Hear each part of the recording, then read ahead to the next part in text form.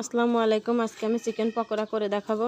এর জন্য ফার্স্টে আমি দিয়ে দিচ্ছি সামান্য পরিমাণ হলুদ। মাংসটা আমি সুন্দর করে ধুয়ে নিয়েছি।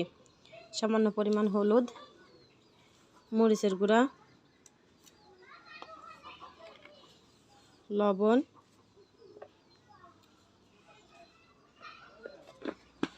ধনিয়া গুঁড়া আর দিয়ে দিচ্ছি অল্প একটু পরিমাণ আদা রসুন বাটা দিয়ে একটু মেখে নেব। মেখে নিয়েছি, এবারে দিয়ে দেবো হালকা একটু পরিমাণ তেল। দিয়ে দেব কর্নফ্লাওয়ার